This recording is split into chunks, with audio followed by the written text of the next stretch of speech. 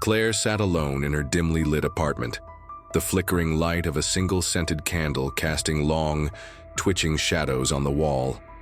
Rain tapped against the windows like impatient fingers. It had been 3 weeks since the accident. Since Evan died, her fiancé, her best friend, her future. Gone in a moment, crushed beneath the twisted wreckage of his car on Route 17. She hadn't been able to delete his number from her contacts. Every night she stared at it. Sometimes she even typed out messages only to erase them. It was her way of pretending he might answer someday. The apartment was too quiet. Evan's laughter, once the heartbeat of this home, was now just a phantom echo in her memory. That night, just after midnight, her phone buzzed. New voicemail. She blinked at the screen. The call had come from Evan's number. Her blood turned to ice. With trembling fingers, she hit play. A burst of static filled the air, followed by a faint, gurgling voice. Claire, it wasn't an accident. Her phone dropped from her hand and hit the floor. The candle flickered violently, threatening to go out. She stood frozen. The voice was garbled, soaked in static, but she knew it. It was Evan. She collapsed onto the couch, the phone still playing the haunting message on loop. Her fingers trembled as she paused it and tried to process what she'd just heard. There was no mistaking it. The pauses, the low rasp at the end of his words.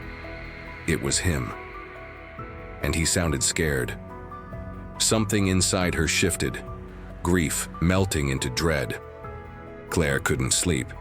She played the voicemail a dozen times, trying to convince herself it was a sick prank. Maybe someone had stolen Evan's phone. Maybe someone had found a voice generator. But no, she knew that voice. Even warped by static and grief, she knew it. She called the number back. No answer. Just the hollow beep of a disconnected line. She visited the carrier the next day. Evan's number, they told her, had been deactivated. There was no way it could have called her. They even showed her the records. No outgoing calls since the day he died.